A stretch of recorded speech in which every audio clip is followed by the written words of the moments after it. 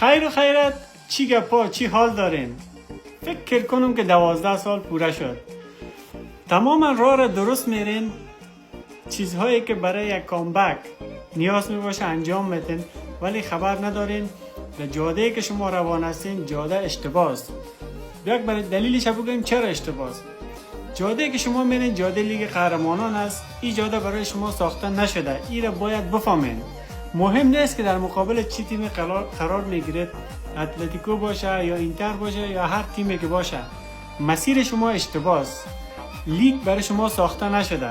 باید بالاخره در یک جای این جاده را شما ترک کنید. خوب شروع کردن، واقعا نیمه اول طوفانی شروع کردن. یک تیم که بخواد کامبک بزنه در 10 دقیقه اول باید گل بزنه، شما در دقیقه 4 گل زدین، ولی متاسفانه شانس همراه شما یاری نکرد و بازی را واگذار کردین.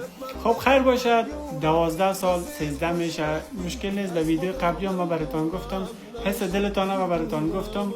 هیچ نیازی نیست که شما آل و حسا را بر ما بگید، ما واقعا شما را درک میکنیم. خیر است، هیچ گپی نیست. معدد 5 که روی پیراهنتان است باقی میمانه، هنوز او را از سرتان کم نمیکنه، هیچ جای نگرانی نیست.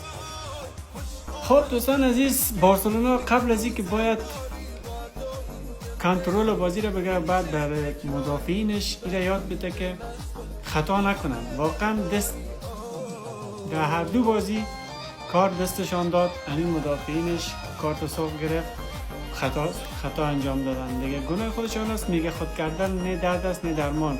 واقعا اتلتیکو آبرو برای بارسلونا دیگه نمان. خب دوستان عزیز، واقعا بازی عالی بود، با کیفیت بود، ولی متاسفانه دیگه همسایه. بای بای.